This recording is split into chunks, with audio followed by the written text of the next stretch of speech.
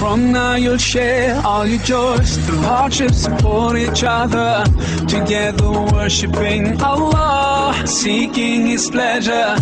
We pray that He. Assalamualaikum warahmatullahi wabarakatuh.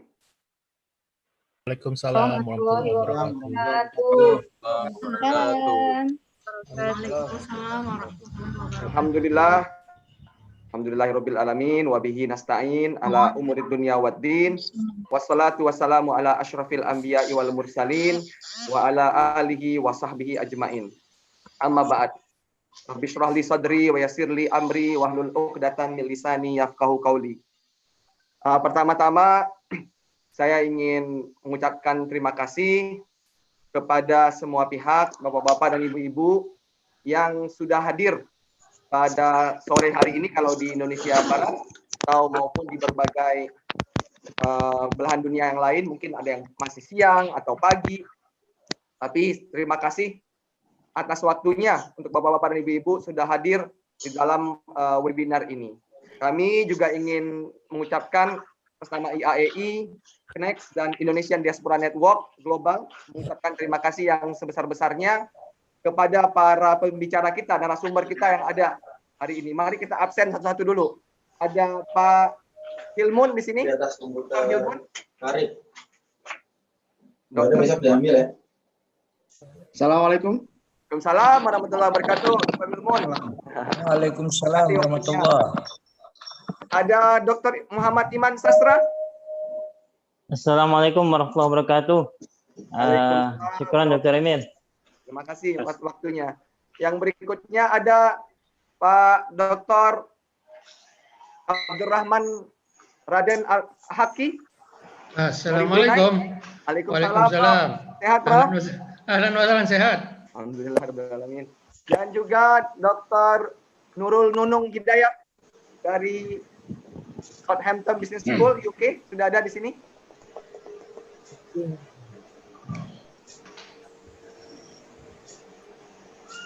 Bu Nunung.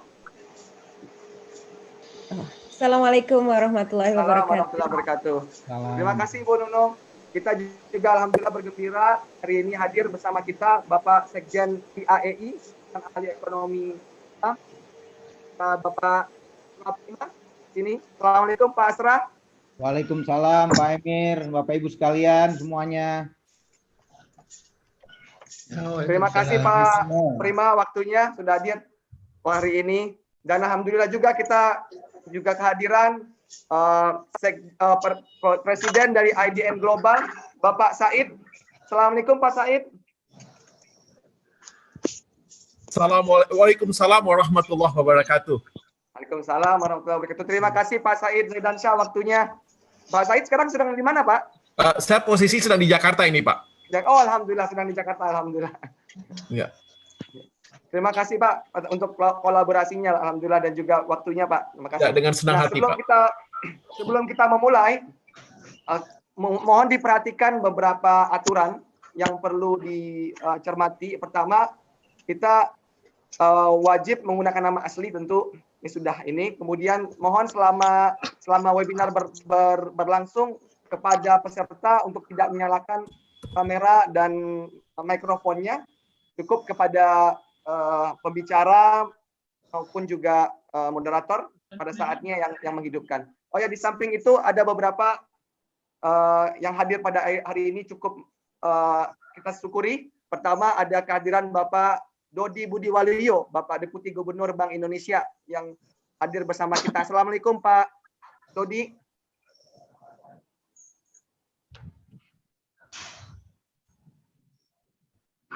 Ya, mungkin tidak apa-apa, tapi beliau saya sudah lihat ada di dalam peserta yang hadir hari ini. Mungkin kita akan buka, mari kita sama-sama buka ini dengan basmalah. Bismillahirrahmanirrahim. Berikutnya, untuk keberkahan acara, kami ingin meminta Ustadz Sudarmawan Samidi untuk membacakan ayat suci Al-Quran. Kepada Ustadz Sudarmawan kami persilakan. Assalamualaikum warahmatullahi wabarakatuh. Waalaikumsalam. أعوذ بالله من الشيطان الرجيم. بسم الله الرحمن الرحيم. مثل الذين ينفقون أموالهم في سبيل الله كمثل حبة أنبتت 7 سنابل في كل سنبلة 100 حبة والله يضاعف لمن يشاء والله واسع عليم. الذين ينفقون أموالهم في سبيل الله ثم لا يتبعون ما أنفقوا منا ولا أذى لهم أجرهم عند ربهم ولا خوف عليهم ولا هم يحزنون. قول معروف ومغفرة خير من صدقة يتبعها أذى والله غني حليم. Sadaqallahul azim. Sadaqallahul azim. Terima kasih Ustadz Darmawan atas pembacaan ayat suci Al-Qur'annya. Berikut kita beranjak ke sambutan. Sambutan yang pertama kami minta Bapak Said Zaidansyah, Presiden Indonesia Diaspora Network Global, untuk menyampaikan sepatah kata kepada peserta. Waktu dan tempat kami persilakan, Pak Said.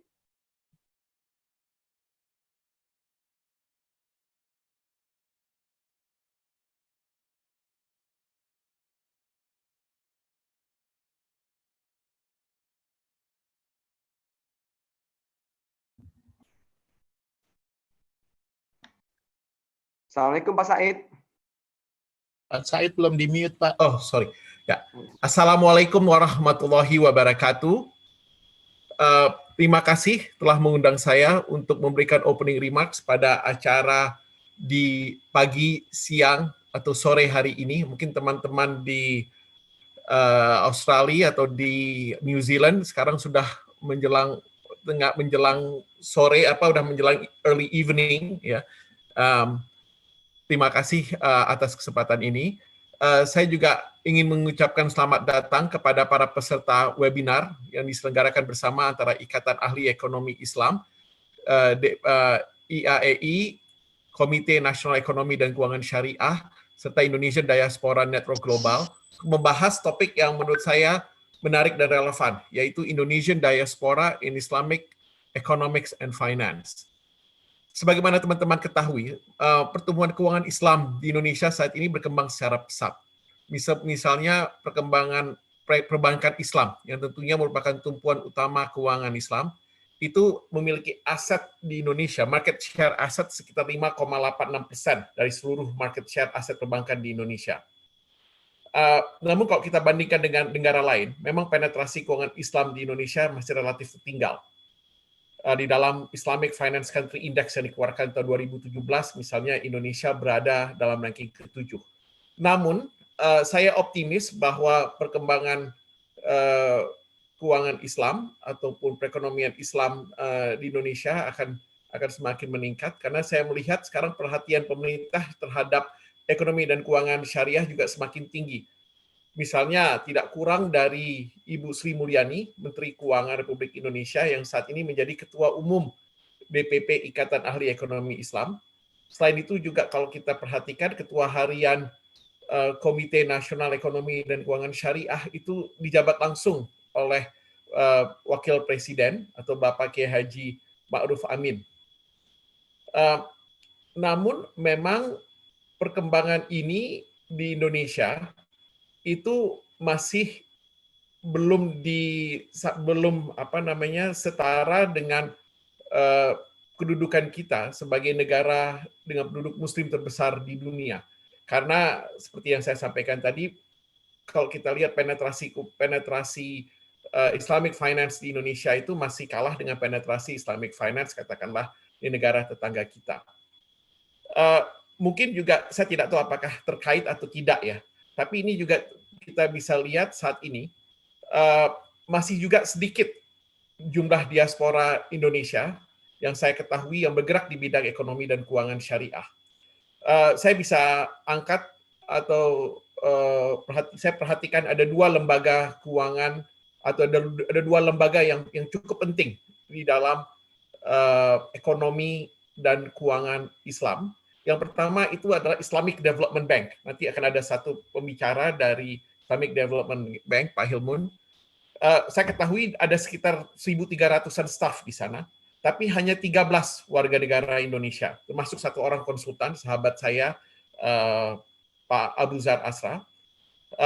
Dan 10 di antara mereka itu yang memiliki professional role. Ada di antara mereka itu yang mungkin role-nya lebih kepada bidang administrasi.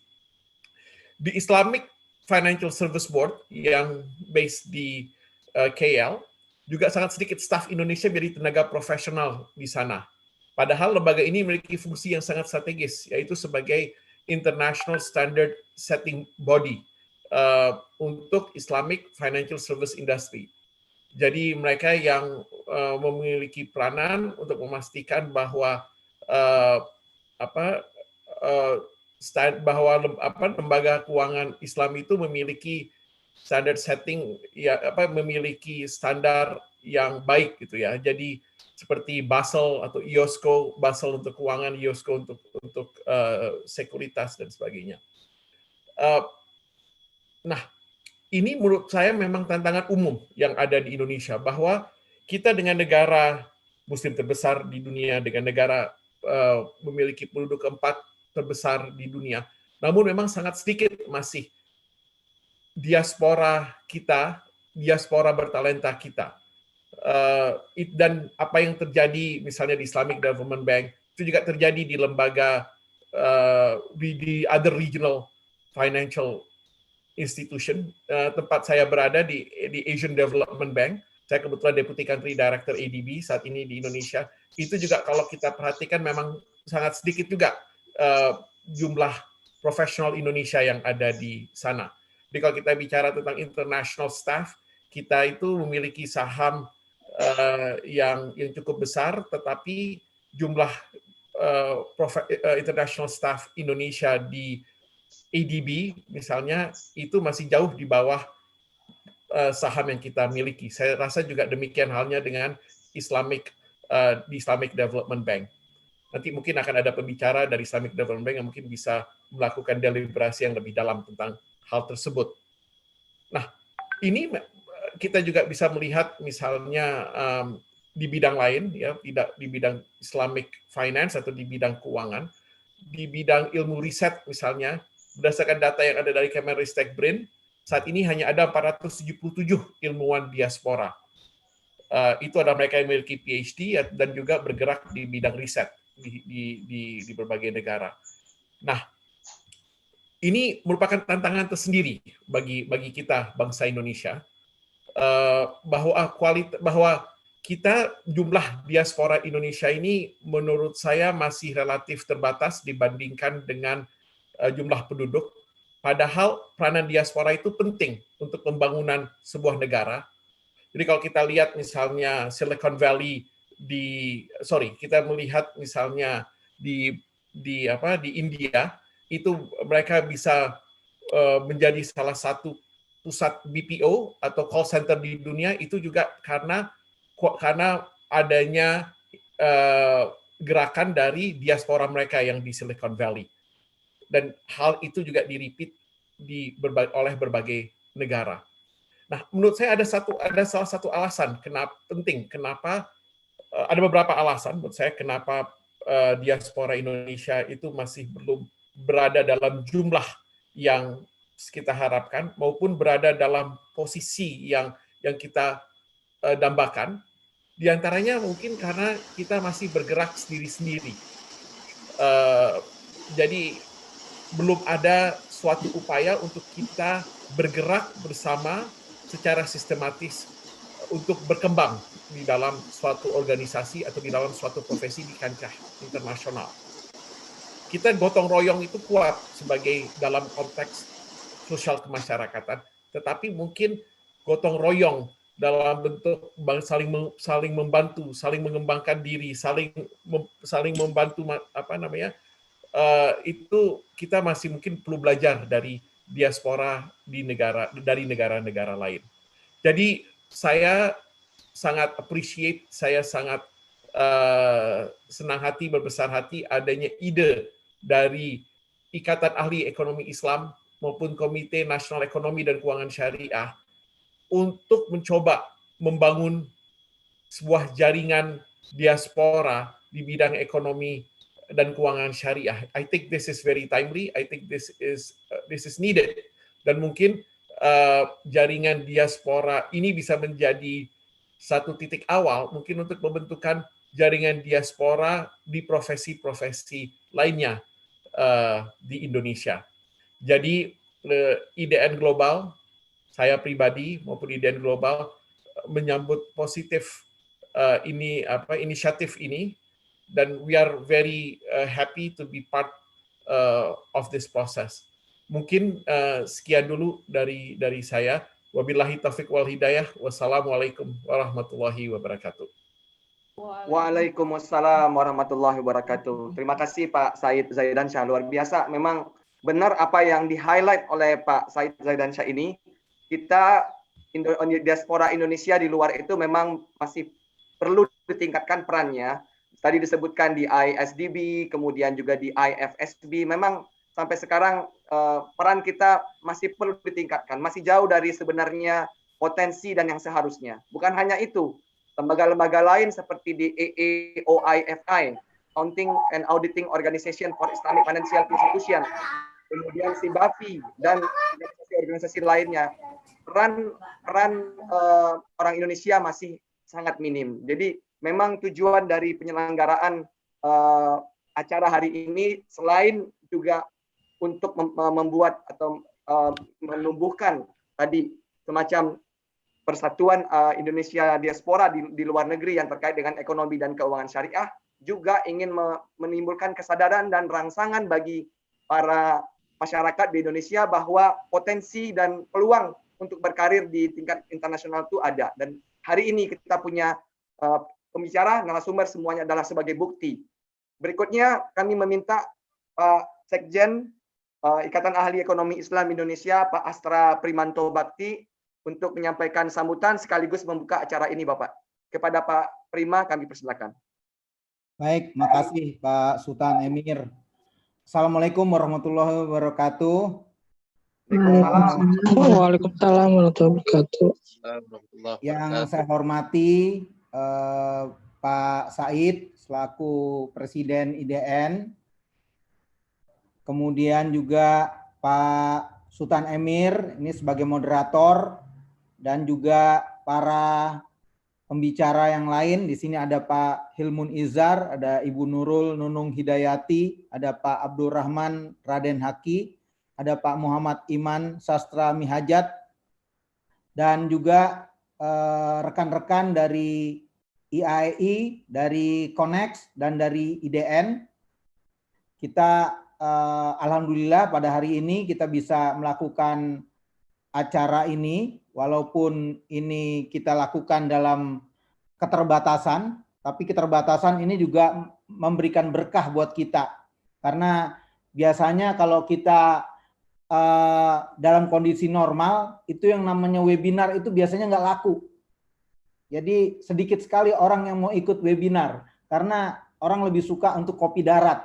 Nah, saat ini kita dipaksa untuk melakukan webinar, sehingga jadwal itu saya lihat dalam satu hari itu banyak sekali acara-acara yang sangat menarik yang ada. Pertama, saya ingin mengucapkan terima kasih ya kepada teman-teman dari Connect, atau kalau Pak Wapres itu biasanya Connect nyebutnya. Ya, kemudian dari IDN Global, dan juga dari rekan-rekan IAI yang menjadi panitia, serta semua peserta pembicara yang ikut hadir di acara ini. Pertama yang ingin saya sampaikan adalah mungkin sedikit kita kilas balik ya. Pusat Ekonomi Syariah Dunia. Pusat Ekonomi Syariah Dunia baik di sektor keuangan maupun real ini saat ini masih dipegang oleh negara lain. Kita agak prihatin ini karena Indonesia selalu digadang-gadang sebagai negara dengan penduduk muslim terbesar di dunia, tapi kita ternyata masih mendapat kue yang belum sepadan dengan populasi yang ada.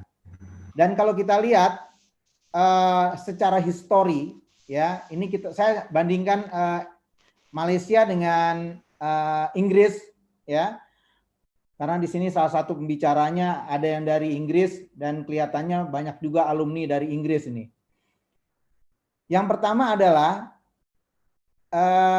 London itu pada tahun 2013 dia menjadi host di WIEF, kemudian di 2014 menerbitkan sukuk, dan kemudian di 2020 sekarang sudah menjadi pusat daripada ekonomi syariah dunia.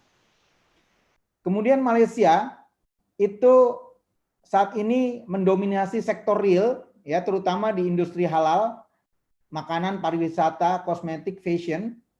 Ya, sementara Indonesia yang di tahun 2009 sudah sebagai negara penduduk muslim terbesar di dunia, bahkan sebelumnya di tahun 2008 kita sudah menerbitkan sukuk negara pertama, dan di 2009 kita menjadi host di World Islamic Economic Forum.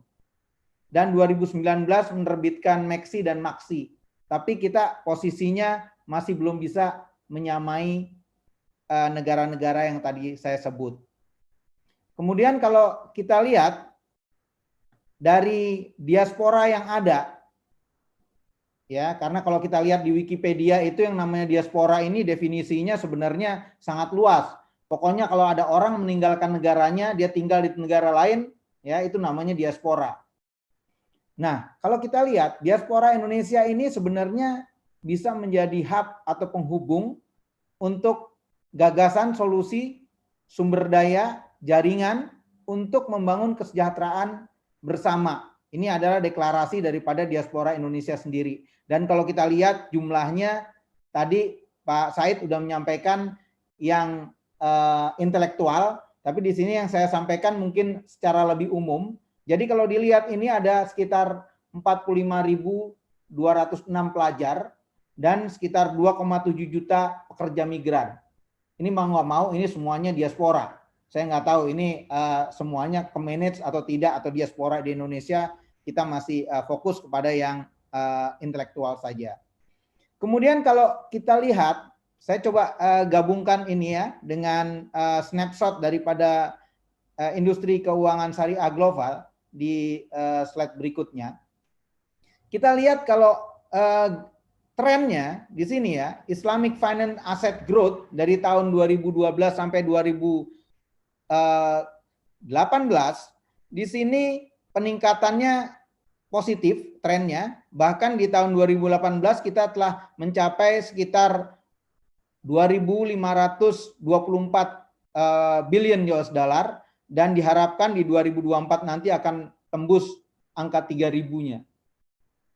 Dan kalau dilihat dari Global Islamic Finance Asset Distribution, ini sebenarnya distribusi kita agak jomplang juga. Ya, walaupun kalau dilihat dari Islamic Banking ini agak lumayan ya, kita punya 70% dengan nilai sekitar 1.760 billion US dollar, tapi sukuknya itu hanya 19%, others ya itu 5%, Islamic Fund 4%, dan takafulnya baru 2%.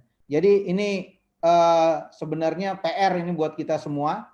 Dan kalau dilihat apa yang faktor-faktor pendukung daripada kondisi di atas, yang pertama adalah Islamic Finance Institution. Ya, jadi di sini terlihat di tahun 2018 yaitu jumlah-jumlahnya sudah ada di situ. Saya tidak akan membacakan satu persatu. Ya, yang kedua adalah countries with Islamic Finance Regulation. Jadi kalau dilihat yang pertama tadi, jumlah daripada institusi finansial yang syariah ini memang kelihatannya besar, tapi mungkin masih belum bisa tetap menjangkau atau bersaing dengan yang konvensional. Dan kalau dilihat dari jumlah negara dengan aturan-aturan syariah yang mengatur secara detail, ini juga jumlahnya tidak banyak. Dan faktor yang berikutnya adalah syariah scholar. Nah, ini adalah hal yang nanti akan ada kaitannya dengan diaspora kita yang ada saat ini, yang tadi yang pelajarnya saja jumlahnya ada sekitar 45 ribuan. Kemudian faktor berikutnya adalah CSR Fund yang didisburse oleh Islamic Financial Institution. Ini juga kalau dilihat dari jumlahnya sebenarnya juga masih belum cukup nendang ini kalau untuk kita mengharapkan growth yang extraordinary. Dan Islamic Finance Education Provider ini walaupun jumlahnya besar, tapi kita masih punya masalah dengan standar, ya, karena tadi yang namanya program studi ekonomi syariah ini kelihatannya di Indonesia masih beragam, ya, dari segi kurikulum dan juga apa yang diajarkan, serta yang paling penting adalah matchingnya dengan industri atau kebutuhan industri. Kemudian research paper ini juga merupakan faktor yang penting, event dan juga news yang terkait dengan Islamic finance. Ini kita baru bicara Islamic finance nih. Ini masih belum terlalu ini ya, belum bicara ekonomi secara keseluruhan. Nah, jadi dari angka-angka tersebut kita telah dapat melihat bahwa sebenarnya kita masih punya PR, dan tadi Pak Said juga menyampaikan bahwa ruangannya sebenarnya masih sangat luas. Jadi ini bukan cuma buat diaspora sebenarnya, yang di dalam negeri juga PR-nya lebih besar daripada yang diaspora. Dan kalau misalnya kita lihat dari Inggris dan Malaysia di slide berikutnya, ya, lesson learn-nya sebenarnya apa yang dilakukan Inggris, pasar uang dan ekuitasnya besar dan sangat liquid. Ya, jadi di sana yang namanya market deepening itu untuk syariah ini sangat luar biasa. Kemudian regulator keuangannya ada orientasi bisnis yang sangat baik, dan ini ditunjang dengan pasar yang dikembangkan untuk instrumen manajemen risiko yang baik. Dan yang paling penting di sini adalah SDM di bidang syariah yang profesional dan berkualitas. Sementara kalau kita lihat Malaysia di sini, institusi pendidikan tingginya ini kelihatannya sudah sangat memadai, baik dari segi kualitas maupun kuantitas, dan mereka punya pusat kajian dan riset syariah yang kuat, serta funding yang cukup, serta adanya lembaga sertifikasi profesi, ya, terkait dengan ekonomi syariah yang strict. Jadi mereka betul-betul menjaga value ini, sehingga apa yang dihasilkan ini betul-betul bisa sesuai dengan apa yang dibutuhkan oleh pasar. Jadi yang di bawah ini link and match antara perguruan tinggi dengan industri ini juga jadi hal yang sangat penting. Nah, belajar dari hal-hal tersebut, kalau kita lihat capaian ekonomi syariah di Indonesia, walaupun dari segi rating kita meningkat, ya, dari tahun 2018 ke 2019 kita naik 5 poin. Dan kemudian di top 10 Islamic Finance kita bisa nomor 5, dan beberapa lagi capaian-capaian mulai dari travel, kemudian fashion dan lain-lain, ya. Ini yang saya rasa teman-teman semuanya sudah sangat paham, ya. Ini menunjukkan bahwa sebenarnya juga apa yang kita capai juga tidak jelek, cuman kecepatannya kita yang kalah sama negara lain. Ya, jadi kalau kita kecepatannya 40 km per jam, yang lainnya kita sudah menggunakan kecepatan yang di atas 80 km per jam. Jadi ini bisa dilihat dari infrastruktur, jalan tolnya atau mobilnya, ya. Nah, kalau mobilnya berarti kan ada masalah di gimana caranya kita buat mesin, gimana caranya kita buat mobil yang kompetitif. Nah, kemudian tantangannya ke depan ya untuk implementasi di Indonesia, ini yang pertama yang saya soroti di sini adalah kaitannya dengan SDM. Jadi mulai dari kualitas dan jumlah prodi ekonomi syariah yang masih perlu ditingkatkan, masalah riset, sertifikasi, dan juga link and match. Jadi kita belajar dari Malaysia tadi. Kemudian juga dari sini perlu kita punya strategi yang kuat, yaitu sinergi antara sektor keuangan, ekonomi real, dan sektor pendidikan, baik dari segi risetnya maupun dari segi pendidikannya. Dan dari situ kita telah menyusun master plan ekonomi syariah yang tentunya kita semua paham, yang utamanya adalah peningkatan efektivitas pelibatan industri dalam memperbaiki kualitas SDM, kemudian juga pengembangan pusat data dan pengembangan riset. Nah, jadi kalau kita lihat di sini, sebenarnya kita patut punya optimisme yang tinggi. Nah, tinggal PR-nya ada di tangan kita semua. Dan mungkin ini saya titip aja ya, karena sekarang kita sedang dalam masa pandemi COVID-19. Ya, saya rasa kesempatan ini juga mungkin teman-teman narasumber dan juga para diskusan yang lain dan para peserta, ini adalah suatu kesempatan kita untuk bisa memberikan kontribusi kepada negara untuk bisa memberikan urun rembuk kira-kira breakthrough apa dari ekonomi syariah yang bisa kita lakukan sehingga kita bisa mengatasi permasalahan daripada pandemi COVID-19. Kita tahu pemerintah konsentrasinya ada di 3 hal. Yang pertama adalah kesehatan. Kesehatan ini mulai dari infranya kesehatan sampai dengan peralatan dan lain-lain serta sampai dengan SDM-nya. Kemudian yang kedua adalah jaringan atau social safety net atau JPS, jaring pengaman sosial, yang saya rasa ini juga merupakan suatu hal yang krusial. Dengan adanya COVID-19 ini kita jadi sadar bahwa banyak orang yang membutuhkan JPS, mulai dari yang UMKM, kemudian masyarakat pendidik yang berpenghasilan harian, sampai kemudian sekarang ada orang miskin baru ataupun masyarakat yang ada di layer yang di atas desil 40 ya, kalau kita bicara masalah kemiskinan, nah itu juga sudah mulai kena dampak. Dan yang terakhir adalah bagaimana kita mendukung ekonomi kita supaya UMKM, industri dan lain-lain tidak terdampak.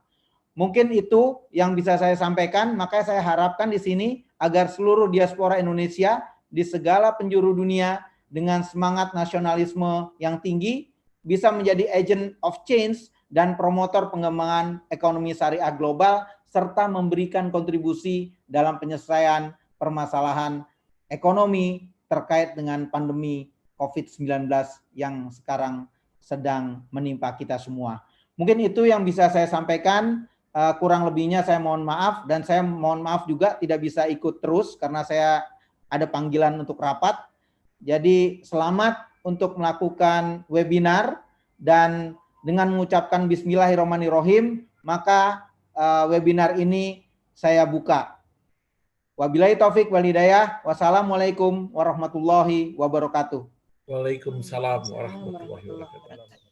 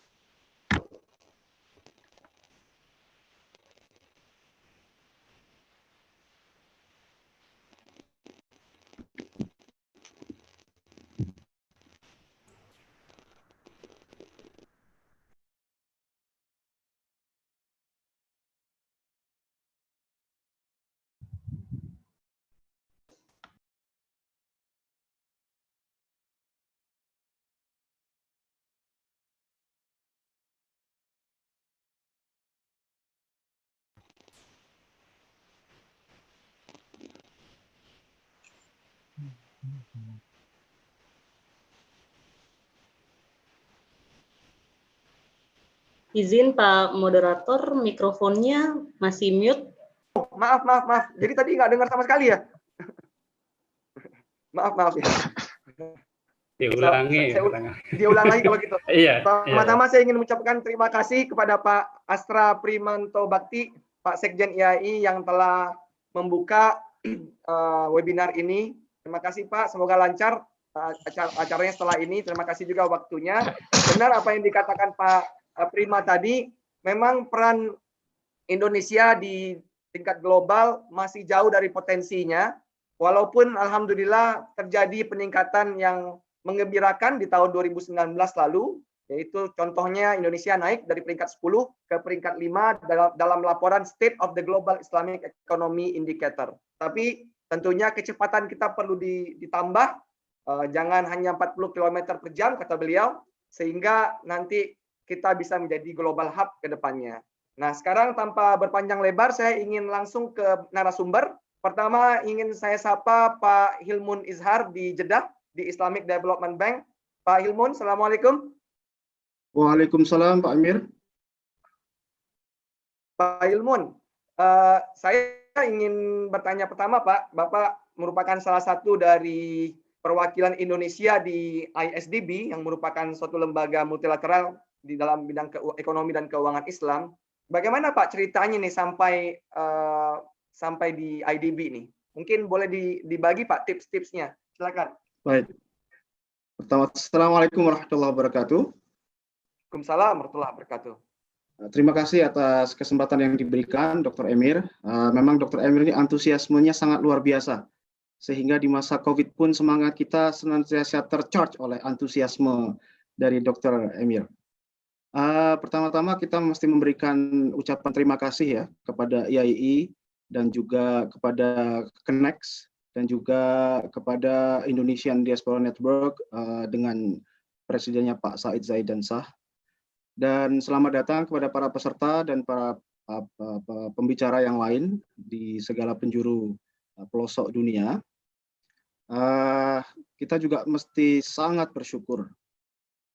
Di masa yang sangat sulit ini kita tidak perlu turun ke jalan, sebagian dari kita, bahkan banyak dari kita, karena banyak dari mereka yang harus turun ke jalan tiap hari.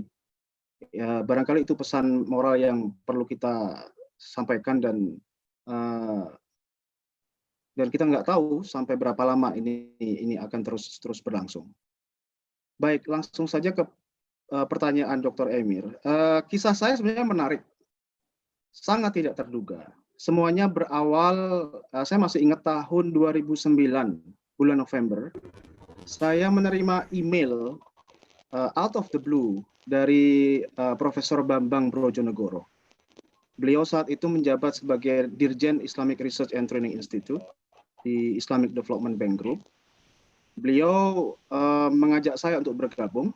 Waktu itu posisi saya sedang di Inggris. Waktu itu saya menyelesaikan program doktoral saya di Durham University. Di saat yang bersamaan, waktu itu saya mengajar di Markfield Institute of Higher Education, mengajar program master degree. Cukup mengejutkan email dari beliau, karena memang secara pribadi, meskipun kami berlatar belakang atau mempunyai alma mater yang sama di Fakultas Ekonomi UI, secara pribadi saya tidak mengenal beliau. Karena barangkali memang konsentrasi saya dulu di ekonomi moneter, beliau di ekonomi regional. Cukup lama, beberapa bulan saya harus berpikir dan menimbang secara masak-masak apakah ajakan itu langsung saya iyakan atau tidak. Karena memang saat itu saya sudah masuk ke tahun ke-6 di Inggris dan sudah mulai sedikit banyak membangun karir di sana, kemudian istri saya juga mulai membangun karir di sana. Kebetulan di tahun 2010 bulan Maret, saya mendapatkan undangan dari Harvard University mengadakan Islamic Finance Forum. Saya diminta untuk mempresentasikan riset doktoral saya di acara itu, bulan Maret 2010. Di program acara, saya melihat ada nama Pak Bambang di situ sebagai chair atau moderator sesi saya. Langsung saya email beliau. kebetulan singkat cerita kita bertemu di acara di Harvard, dan proses negosiasi dan untuk memahami bagaimana lingkup kerja di IDB, di IRTI, dan kehidupan di Jeddah kami lakukan saya masih ingat di salah satu restoran Italia di Harvard Square. Jadi kami berdua, saya menanyakan banyak hal di situ, bagaimana ekspektasi beliau dan segala macamnya. Singkat cerita, hasil dari perbincangan kami ketika saya kembali ke Inggris, saya diskusi dengan keluarga, dengan kolega tempat saya bekerja, dan teman-teman di Inggris. Singkat cerita, saya kemudian baru bisa bergabung atau mengiyakan setelah istikharah dan segala macam di bulan Mei 2010. Dan saya baru bisa bergabung dengan IDB di bulan Desember 2010. And the rest is the history. Sangat menarik, Pak. Mungkin singkat cerita itu saya. Ya, jadi luar biasa ini memang sampai Bapak ke IDB. Tapi saya ingin meng-highlight apa yang dikatakan Pak Said tadi, Pak. Katanya jumlah orang Indonesia yang di IDB itu masih relatif kecil ya, Pak, dibandingkan peran dari negara-negara lain. Apa itu benar dan kenapa, Pak? Dan apa yang perlu dilakukan supaya peran Indonesia di lembaga multilateral seperti ISDB ini lebih kuat? Baik, terima kasih. Memang kita jumlah staf kita di IDB sangat kecil ya dibandingkan negara-negara lain, dibandingkan secara presentasi dengan kontribusi negara kita di IDB. Salah satu alasan utama saya sangat mengamini apa yang disampaikan Pak Said tadi. Perlu usaha secara sistematis, secara berjamaah dari pemerintah.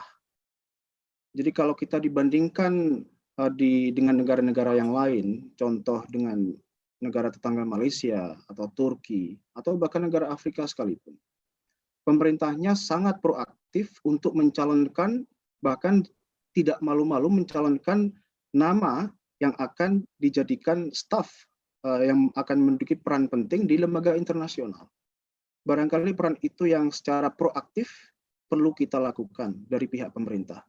Kita ini kan punya budaya ewuh pakewuh, sehingga dalam konteks hubungan diplomasi internasional, saya pikir ewuh pakewuh, malu seakan-akan untuk meminta, itu harusnya tidak berlaku. Karena itu menjadi part and parcel of negotiation dan diplomasi internasional. Itu yang pertama. Kedua, barangkali informasi juga. Mungkin kita perlu lebih menyemarakkan dan menyebarluaskan informasi mengenai peluang-peluang yang ada di lembaga-lembaga internasional, baik IDB maupun ADB atau yang lainnya. Sebagai informasi, setiap tahun kita punya program yang profesional, contohnya. Yang profesional itu mungkin kalau di Indonesia seperti MODP ya, atau Management Training. Yang itu akan memang seleksinya cukup ketat ya, cukup kuat. Cuman bukan tidak mungkin. Banyak orang kita, saya sangat yakin kita punya sumber daya yang sangat berkualitas dan kompetitif untuk bisa bersaing di lembaga-lembaga internasional, khususnya di IDB.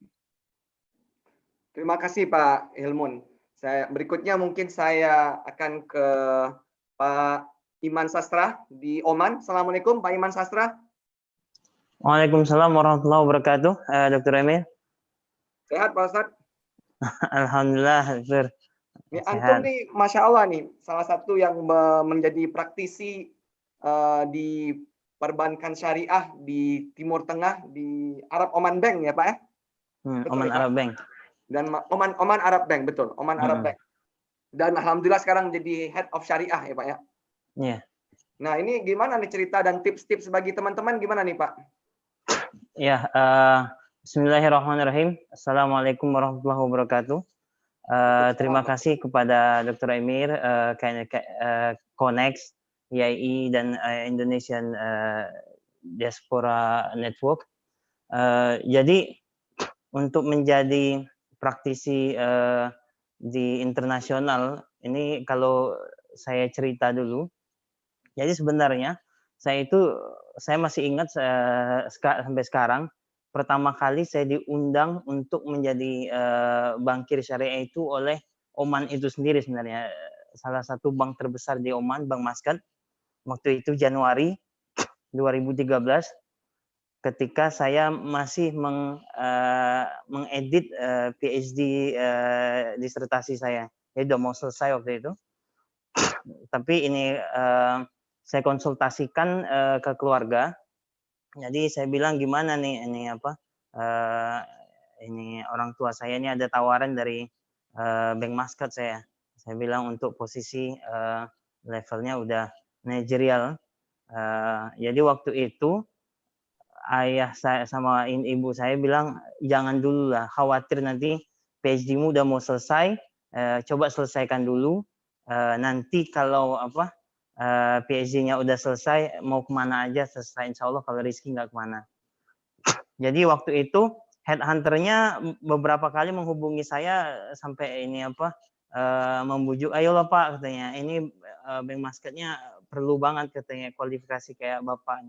Saya bilang saya belum ini karena saya harus ada yang harus saya selesaikan. Jadi bicara tentang kualifikasi, Dr. Iban, apa kira-kira nih yang membuat itu ya? Nah, sekarang ini untuk soal kualifikasi, jadi ada beberapa poin yang harus kita punya untuk agar bisa bersaing di industri keuangan syariah global. Ya, pertama itu bahasa itu udah pasti itu ya. Saya sendiri waktu itu ketika pertama kali ini departemen atau divisi ini dibentuk, saya itu harus mencari staff-staff saya yang waktu itu masih kosong kebetulan. Jadi di Oman itu ada 3 unit, ada Syariah Compliance Unit untuk yang syariah, ada Syariah Audit Unit, ada Syariah Risk Unit. Nah, 3 unit ini saya perlukan untuk membantu saya agar bank ini Oman Arab Bank ini transaksinya sesuai dengan syariah. Nah, yang saya harapkan minimal dari salah satu dari 3 unit ini saya mendapatkan orang Indonesia. Jadi saya waktu itu saya sebar informasinya ke teman-teman Indonesia. Tapi sangat sayang sekali kualifikasi bahasa Inggris ini teman-teman ini sangat minim sekali. Ini juga sama seperti yang saya obrolin dengan GM yang di Bank Muscat, kebetulan orang Indonesia, iya katanya benar. Permasalahan dari teman-teman kita itu ketika berbicara bahasa Inggris, mereka itu sangat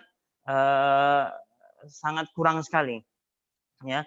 Bahkan saya pernah mendapatkan CV dari salah satu bankir syariah Indonesia, itu dikirim ke saya CV-nya bahasa Indonesia. Coba bayangkan saja, CV untuk bekerja di luar negeri yang medium of interaction-nya bahasa Inggris, dia ngirim CV bahasa Indonesia. Yang pertama. Yang kedua, certifications.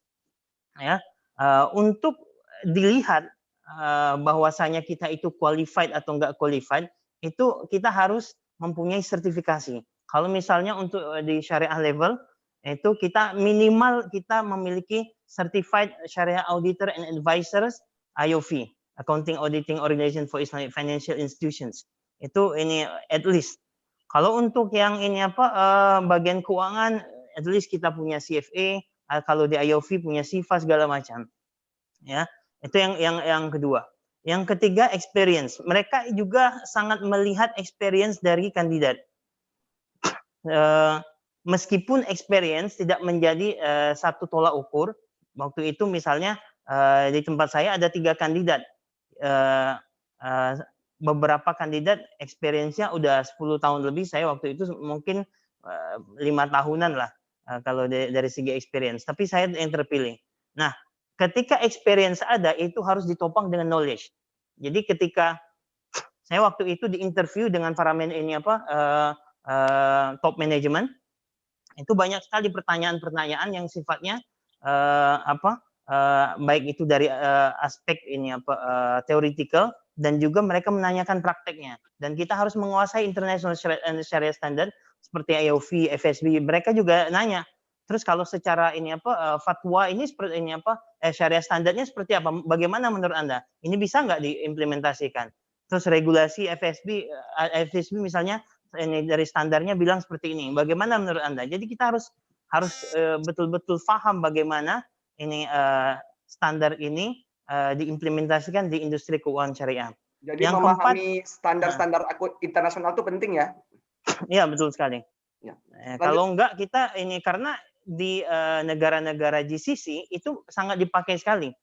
Tadi kita lihat presentasi ini International Hub itu Inggris, tapi sebenarnya dari data yang dikeluarkan ini FSB dengan ini atau International Indicator itu GCC yang menempati paling besar. Jadi GCC ini mungkin diterangkan apa itu Pak Dr. Iman? Apa? GCC itu? Oh ya, GCC itu maksudnya negara Timur Tengah. Itu porsi dia lebih besar daripada Inggris. Inggris itu porsinya cuma sedikit. Mereka menang di sukuk issuance sama Islamic Fund aja. Kalau bank syariah mereka sangat kecil. Mungkin nanti teman-teman yang di UK bisa ini confirm karena saya ini lihatnya by data. Terus untuk selanjutnya untuk menarik ini orang lain agar kita itu direkrut itu kita harus punya CV yang bagus dan resume yang bagus. Kita harus ketika kita mengirimkan CV itu kita harus memperlihatkan bahwasanya kita itu qualified dari segi experience dari segi penjabaran bagaimana kualifikasi kita.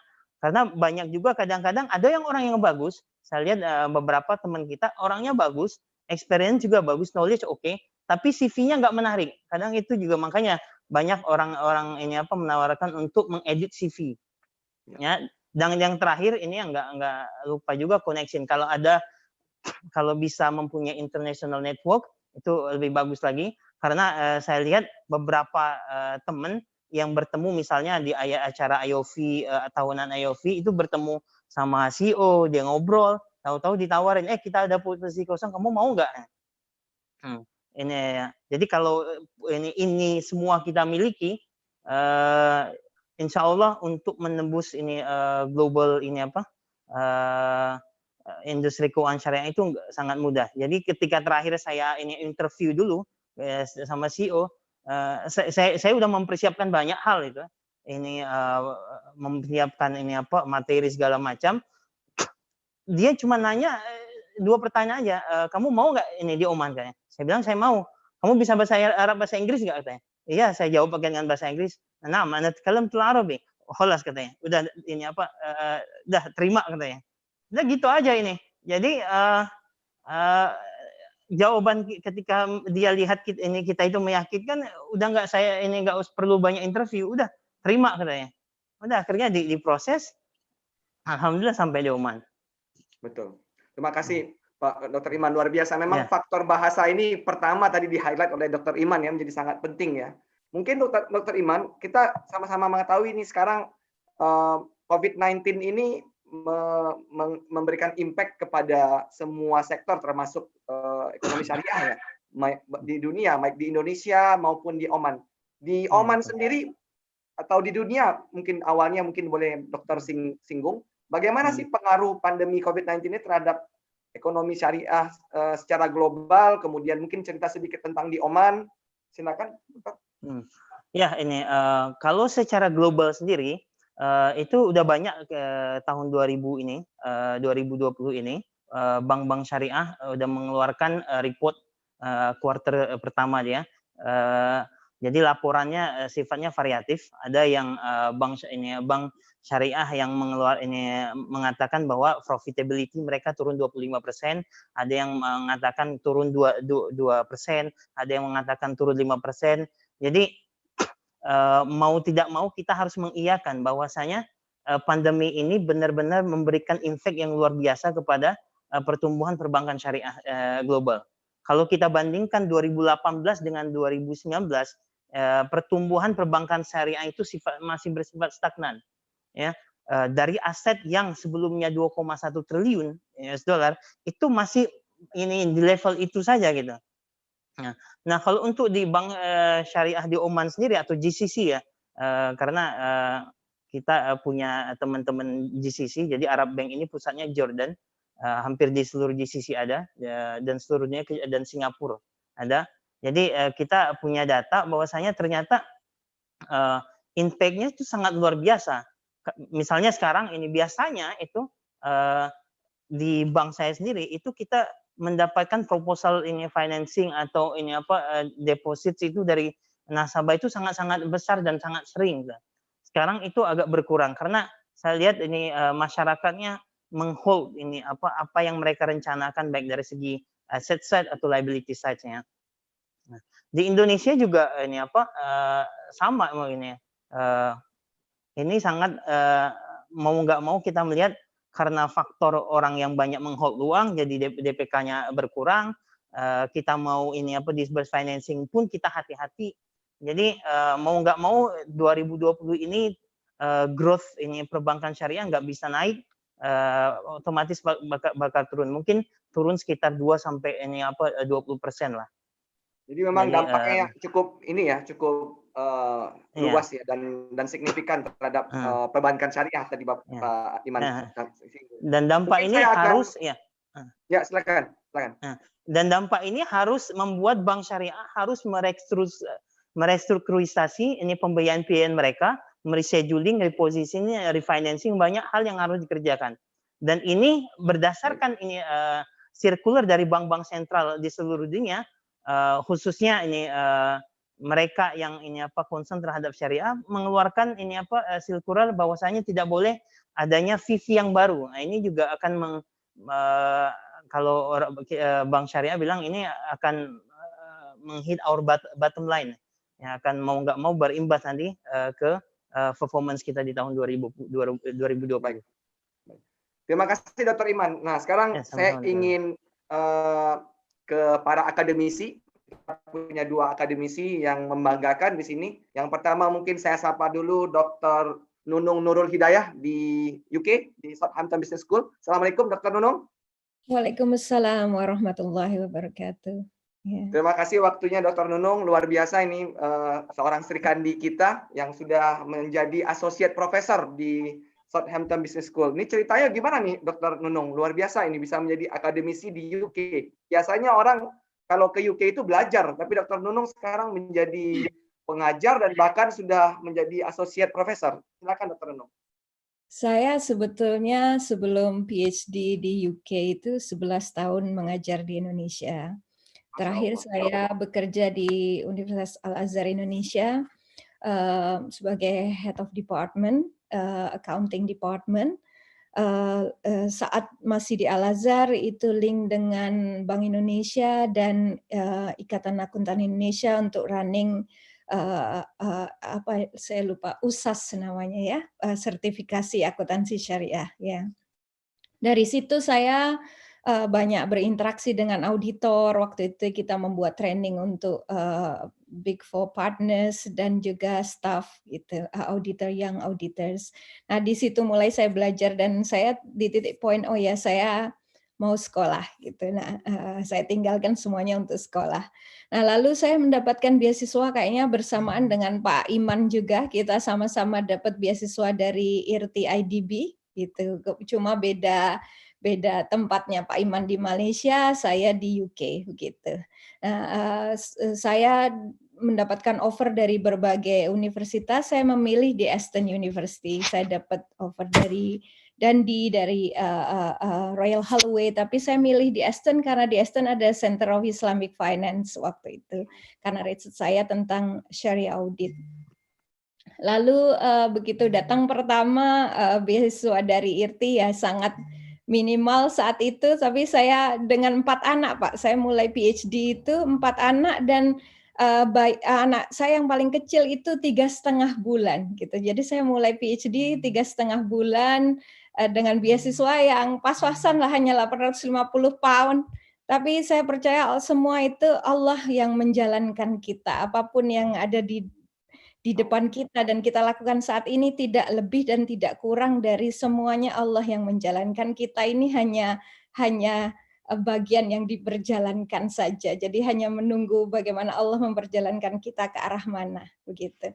Jadi lalu ya alhamdulillah hari kedua kami ada di UK, saya sudah mendapat pekerjaan gitu. Jadi selain cukup untuk menambah beasiswa yang pas-pasan gitu. Saya mengajar gitu ya. Alhamdulillah cukup ini mengajar part-time selain PhD. Jadi dari day 2 itu rumah saja belum ada isinya sudah mendapat pekerjaan. Semuanya Allah yang menjalankan.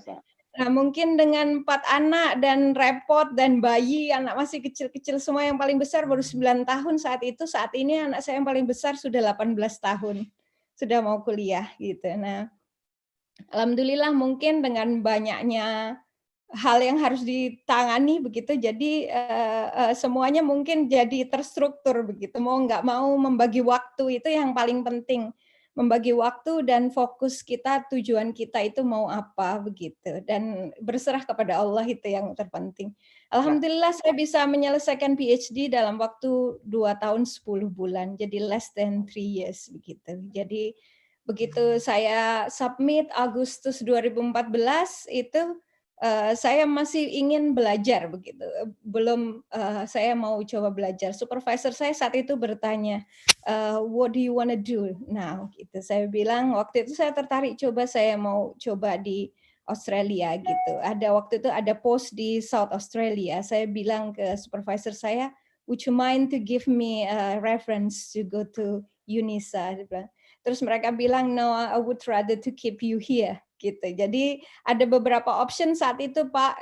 Saya juga nggak tahu karena saya fokusnya hanya belajar di tahun, dan sebagai seorang perempuan yang paling utama ketika belajar ini yang mungkin saya juga sudah membimbing 4 orang PhD sampai dengan selesai. Saat ini ada beberapa PhD yang sedang saya bimbing juga, yang 4 sudah selesai. Ketika perempuan itu belajar, support suami itu sangat penting begitu.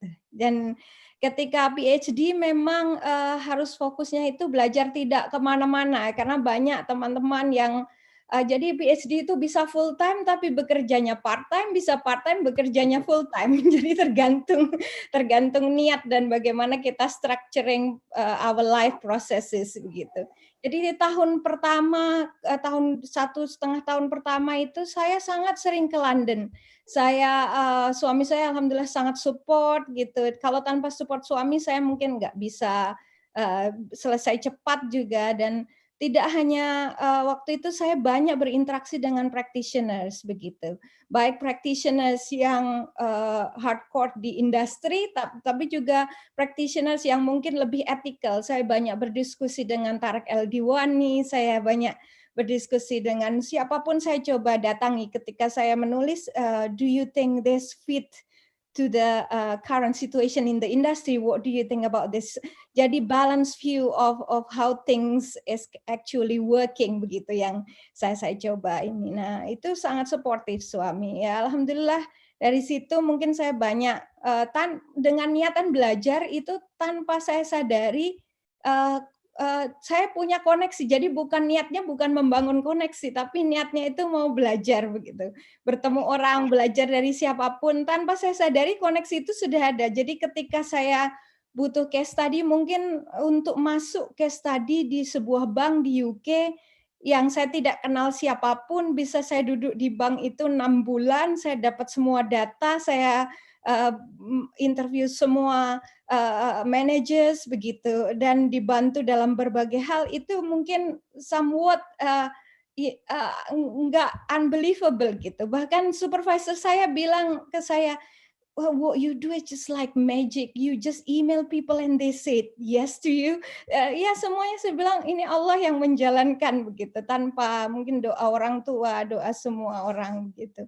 Ya alhamdulillah, itu singkatnya begitu. Lalu saya di Aston, saya belajar, saya di Aston 5 tahun, belajar banyak Pak. Tahun pertama itu, mulai dari tahun pertama saya langsung membimbing 4 orang PhD dengan supervisor saya. Jadi memiliki supervisor yang baik itu juga sangat penting gitu. Termasuk ketika menulis, nanti saya akan touch a bit karena tadi Pak Asra ya mention tentang publikasi begitu. Jadi unfortunately sekarang remit atau environment publication di Indonesia itu pretty much a contractual perspektif gitu. Jadi dosen harus wajib publish sekian dalam satu waktu tanpa melihat quality-nya begitu.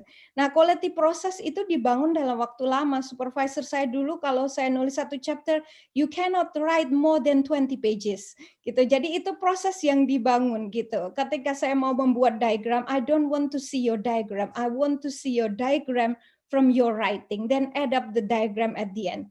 Jadi itu membuat kita, tadi Pak Iman bicara tentang kemampuan bahasa Inggris. Saya itu ketika memilih mahasiswa untuk saya bimbing, saya tidak terlalu melihat kewajiban saya, siapapun, bagaimanapun mahasiswa itu kita bantu gitu, semampu dia, asal dia punya semangat dan punya konsistensi bekerja. Kemampuan itu bisa dilatih begitu, dan kewajiban kita itu saling membantu di situ gitu. Nah, proses itu yang perlu di ini, dan juga enggak sebentar, butuh waktu lama, butuh kesabaran dan menikmati begitu, menikmati, karena banyak orang melakukan pekerjaannya itu sebagai sebuah kewajiban ya, lalu stres, baik publikasi, baik pekerjaan apapun begitu. Tapi kalau saya menikmati bagian dari ini sesuatu yang mungkin sedikit atau banyak saya bisa berbagi. Kalau boleh tahu, Dr. Nunung, berapa orang sekarang jumlah akademisi kita yang ada di Inggris secara umum?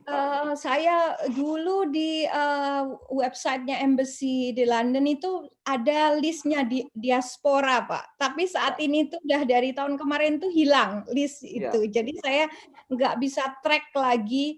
Cuma memang sebagian besar itu di engineering, Pak. Yang bisnis itu nggak banyak begitu. Karena kalau di UK ini kan kekuatan lebih banyak tuh kualitatif begitu. Jadi kemampuan in-depth theoretical perspective itu dibutuhkan begitu. While also linking dengan practical gitu. Karena kalau riset saya tidak suka riset yang cuma saya suka riset yang itu punya dampak untuk praktis begitu. Jadi salah satu PhD student saya yang sudah selesai itu Samir Alamat, dia Head of Share Compliance di Aroyan Bank saat ini, waktu itu Islamic Bank of Britain. Jadi dengan Samir saya juga banyak diskusi, banyak menulis paper juga begitu, dan beberapa project begitu. Juga beberapa student saya, Pak Firdaus itu dari BPK, lalu kita membuat bagaimana riset itu punya dampak terhadap praktis, bukan hanya sekedar riset saja begitu, karena practice and research itu link together gitu. Luar biasa ya. Bisa menamatkan PhD dalam waktu 2 tahun 1 bulan ya Bu ya, 2 tahun 1 bulan. 2 tahun 10 bulan, luar biasa. Dan langsung menjadi aktivitas akademika di Aston Business School di hari kedua kita menyandarkan kaki di Inggris. Ini menjadi inspirasi yang luar biasa. Nah, sekarang kita akan beralih ke pembicara kita yang keempat. Beliau ini luar biasa, beliau cukup senior, ya paling kurang dibandingkan saya, senior. Bapak Dr. Abdurrahman Raden Haqqi di Brunei. Kalau kita lihat CV beliau sudah berkelana di dunia ini. Mungkin beliau akan menceritakan. Pak Haqqi, Assalamualaikum. Waalaikumsalam warahmatullahi wabarakatuh. Apa kabar, Syekh? Alhamdulillah, baik. Gimana di Brunei sekarang, Syekh? Ya, sebentar lagi buka puasa nih. Waduh, kalau gitu harus cepat saya nih. Monggo, Prof. Gimana ceritanya nih, Prof? Apa tips-tips bagi teman-teman nih, Prof? Prof nih dari awal, dari pendidikan juga sudah di luar ya, Prof ya? Ya. Baik, bismillahirrahmanirrahim. Assalamualaikum warahmatullahi wabarakatuh. Selamat Ramadan semuanya. Mudah-mudahan diterima oleh Allah Subhanahu wa taala akhir puasa kita. Memang kalau kita lihat pertama sekali saya menjejakkan kaki di Kuwait waktu itu. Belajar di Kuwait sampai selesai S1. Sesudah S1 selesai, saya meneruskan S2-nya MCL di IAIUM. Nah, ketika itu kebetulan bersama dengan Pak Safi Antonio. Hanya Pak Safi ambil ekonomi, saya ambil undang-undang hukum di MCL. Jadi selama 2 tahun menyelesaikan MCL, sudah selesai MCL tersebut, tapi sambil membuat MCL tersebut, saya menjadi part-timer di Fakultas Ekonomi. Saya mengajar di sana, ada fikih for economics dengan fikih for usul fikih for economics. Nah, sesudah itu ketika sepas wisuda tahun 92 tersebut, saya sedang mengajar di kelas di Fakultas Hukum di UAE tersebut. Sore-sore waktu itu, saya mengajar sore. Akhirnya sambil mengajar begitu, dekan Fakultas Hukum dengan wakilnya lewat di kelas saya, terus mereka lihat saya, mereka putar dari gedung tersebut dan masuk ke kelas saya. Mereka bilang, Abdurrahman, besok kamu datang ke kantor. Nah, besok kamu hari itu hari Senin sore. Besok kamu datang ke kantor. Untuk apa saya nggak tahu. Akhirnya sesudah beres, esoknya hari Selasa saya datang ke kantor, ke wakil dekan, kata wakil dekan almarhum Profesor Saidun itu. Abdurrahman, kamu ini isi formulir untuk jadi dosen. Hanya itu saja. Selasa suruh isi formulir. Nah, sesudah saya dapat formulir tersebut, saya isi, saya antarkan hari Kamis saya kasihkan ke UAE. Hari Sabtunya dapat telegram untuk interview. Interview sama seperti tadi, Dr. Muhammad. Begitu saja. Tidak ada cerita, tidak ada apa-apa. Hari selesai dari Selasa isi formulir, hari Kamisnya diberikan, hari Sabtu untuk interview, minggu depannya sudah diterima menjadi dosen di sana. Alhamdulillah. Jadi mulai tahun 92 saya menjadi dosen di Fakultas Hukum, sambil menjadi dosen juga saya menyelesaikan S3 saya di fakultas tersebut. Tapi yang saya lihat di sini, saya dari Kuwait University sampai ke UIA, UM Malaysia, saya dalam keadaan defable.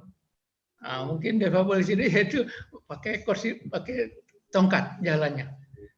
Jadi dalam keadaan begitu saya belajar dengan seperti Ibu Nun tadi, memang kalau belajar memang harus fokus. Kebetulan karena defability tersebut akhirnya saya fokus. Kalau enggak, misalnya tidak defable, mungkin saya bisa main-main ke sana kemari itu. Tapi karena defable tersebut akhirnya saya lockdown di situ, belajar terus. Akhirnya alhamdulillah selesai. Dan selesai saya menjadi dosen di UIA tersebut di Fakultas Hukum sampai tahun 2000. Karena tahun 99 di sana saya lihat ada pengumuman bahwa Jubi di Universitas Brunei Darussalam memerlukan dosen. Akhirnya saya coba, saya mau rubah suasana lagi. Rubah suasana, saya minta di UBD antar formulir semuanya. Di akhir tahun 99 ada panggilan untuk interview. Ada panggilan untuk interview, akhirnya interviewnya di Kuala Lumpur waktu itu, bulan Maret. Nah, 2000 bulan Maret. Interview sudah ada, selesai interview, tunggu ada 6 bulan sesudah itu. Ada jawaban dari UBD bahwa saya alhamdulillah diterima di UBD. Maka tahun 2000 itu, saya tahun 2000 bulan Oktober pindah ke Brunei Darussalam. Dari tahun 2000 itulah sampai alhamdulillah tahun sekarang masih di UBD. Tetapi bukan di UBD-nya sekarang. Karena tahun 2007 pemerintah Brunei membangun suatu universitas yang baru, yaitu Universitas Islam Sultan Syarif Ali. Dan saya dipindahkan ke Universitas Islam Syarif Ali tahun 2007. Dan sampai saya pernah menjadi wakil dekannya, kemudian ketua postgraduate di Fakultas Syariah dan Undang-Undang. Nah, itu kita lihat kenapa orang Fakultas Syariah Undang-Undang kok bisa jadi ada di Islamic Banking and Finance. Karena memang semuanya pelajaran saya begitu juga subjek dan juga conference dan juga saya punya PhD semuanya berkaitan dengan Islamic Finance. Karena waktu saya membuat PhD, saya punya tesis berjudul The Philosophy of Islamic Law of Transaction. Ya semuanya falsafah muamalat, falsafah transaksi itu semuanya. Nah, itu kajian saya di PhD dulu waktu di UAE. Jadi sampai sekarang Saya di UNISA sudah dari 13 tahun, 13 tahun, dan alhamdulillah sudah sampai kepada associate professor. Tetapi kalau kita lihat dari segi perjalanan tersebut, saya pertama kali memang bersyukur kepada Allah Subhanahu wa taala yang telah memberikan hidayah, inayahnya kepada saya sehingga bisa sampai sebegini. Dan sekarang walaupun saya dalam keadaan difabel seperti begini, tapi international conference di 5 benua saya sudah hadiri. Saya sudah pergi ke Jepangnya, Taiwannya, Cina-nya, di negara Arab itu biasa. Pergi ke ke Shanghai, ke Beijing, ke Australia. Tapi dalam keadaan memang saya gunakan kursi roda begitu. Luar biasa. Saya pergi kemananya saya sendiri. Karena apa? Saya anggap dunia ini milik kita.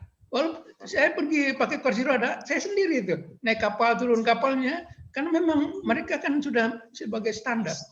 Standar bahwa mereka akan membantu. Maka saya biasa begitu. Pergi sana, pergi sini. Alhamdulillah itu semuanya ya yang ada. Mungkin dari partisipan di sini ada yang pernah kenal dengan saya, pernah lihat dengan saya, bertemu di mana atau di mana, di dalam conference mungkin juga. Jadi itulah pengalaman saya dan alhamdulillah di Brunei Darussalam saya juga menjadi dirujukan untuk menjadi di dalam Islamic Finance, dan dari 8 orang kandidat S3 saya dan sudah selesai semuanya, 5 orangnya di dalam Islamic Finance. Salah satunya kalau di sini tadi Pak ya, yang Pak siapa yang di IDB ada Dr. Aidil dari Brunei. Dr. Aidil dari Brunei itu mahasiswa saya di bawah saya. Kalau jumlah akademisi kita di sana berapa, Prof? Kalau di kita di Brunei ini ada 4 universitas resmi, 4 universitas negeri. Ya. Di semua 4 universitas tersebut ada 19 orang dosen. Nah, 19 orang. Kira-kira untuk kalau seumpama teman-teman kita yang berprofesi sebagai akademisi di Indonesia ingin bekerja di Brunei atau maupun di Inggris atau di mana lain, apa nih yang paling penting nih, Prof? Yang paling penting ada pengumuman dulu. dengar dulu, ada pengumuman dulu. Kalau nggak ada pengumuman memang nggak bisa. Ada pengumuman, sudah ada pengumuman, apa yang diminta di syarat-syarat tersebut penuhi semuanya. Jadi persyaratan-persyaratan tersebut. Biasanya mereka itu suka dengan Scopusnya, suka dengan Google Scholar-nya. Mereka lihat itu dulu. Nggak lihat kemana-mana dulu. Lihat dia punya Scopus atau enggak nih. Dia punya Google Scholar atau enggak. Dia lihat itu dulu. Kalau misalnya dia ada bagus, excellent dalam ininya, tapi nggak ada di sana, nggak dilihat itu. Lihat aja dulu sukanya Google-nya atau Scopus. Mau dia dapat apakah S1-nya, S2, S3, nggak ada masalah. Yang penting dia lihat ini dulu. Karena apa? Itu tadi, dia mau maintain standar. Just dengan mendapatkan Scopus itu dia akan dapat. Yang lainnya seperti tadi adalah dikenal dan terkenal. Kalau kita dikenal boleh, terkenal memang bisa dipanggil. Seperti dosen-dosen kita yang di Institut Teknologi Brunei, mereka kita itu karena orang-orang terkenal. Ahli pakar air, ahli pakar listrik, nah itu makanya bisa datang di sini. Kenapa? Mereka sudah terkenal ya. Jadi tinggal dipanggil. Luar biasa. Terima kasih, Prof. Ini mungkin saya ingin bertanya kepada semua narasumber. Ini ada ide, tadi sudah juga ada disampaikan juga oleh Pak Said ya. Kalau kita udah punya Indonesian Diaspora Network Global, tapi mungkin yang per profesi seperti contohnya Indonesian Diaspora Network di bidang ekonomi dan keuangan syariah itu belum ada. Padahal ini bisa menjadi suatu hal yang penting, memberikan masukan kepada pemerintah. Alhamdulillah pemerintah kita tadi juga disebutkan oleh Pak Said sangat serius dalam mengembangkan ekonomi dan keuangan syariah sekarang. Pertama, IAII sendiri dipimpin langsung oleh Ibu Menteri Keuangan. Kemudian kita punya Konex atau KNEKS yang juga langsung dipimpin oleh Pak Presiden dan Ketua Hariannya Pak Wapres.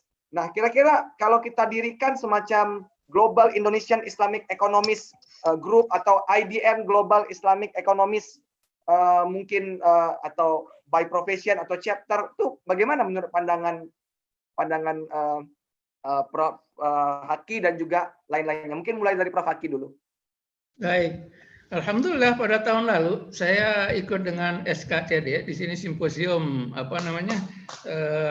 cendekiawan kelas dunia yang diinisiasi oleh diaspora dari kementerian waktu itu kementerian perguruan tinggi ya atau apa di situ. Dari 47 orang yang datang dari seluruh dunia hanya seorang yang dari Islamic Finance yaitu saya. Kalau yang lain semuanya dari sains. Dari saya, dari yang lain-lain berkaitan dengan kesehatan. Hanya yang Islamic Finance baru saya. Dan mereka bilang tahun 2019 kemarin baru satu yang dari Islamic Finance itu.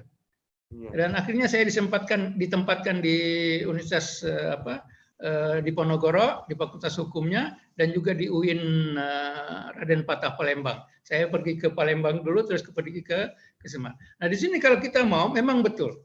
Kita harus mempunyai satu diaspora. Di sana ada global yang Islamic Finance di sini. Kita perlu di sini. Karena apa? Tadi, kalau kita sendiri-sendiri, kita susah.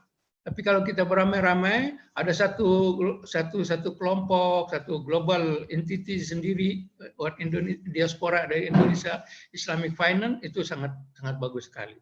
Dan kita akan mendukung itu. Banyak kita di mana-mana banyak orang. Hanya sekarang tinggal apa istilahnya? Tinggal menyatukannya saja. Sesudah disatukan, insya Allah itu akan jadi baik. Terima kasih Profesor Haki. Dr. Nunung, Profesor Nunung, bagaimana tanggapannya? Menurut saya setuju dengan Pak Haki tadi kalau selama ini mungkin pemerintah fokusnya masih di sains ya. Kalau diaspora itu yang beberapa teman dari UK juga bersama Pak Haki mungkin dipanggil untuk meeting tersebut. Masih less emphasis on social science begitu. Tapi ambil contoh ada PhD student saya sekarang Pak Adnan Hasan di IDB juga yang dan juga contoh-contoh lainnya yang masih banyak ada sebetulnya. Tapi yang paling penting itu jangan hanya form saja Pak. How to make the substance of a form, not the form of a substance. Kita ini karena yang saya belajar itu sering kali didatangi oleh universitas dari Indonesia mau membuat MOU apa, but it finish on the MOU, nggak ada apa-apa yang punya dampak gitu dari titik situ gitu.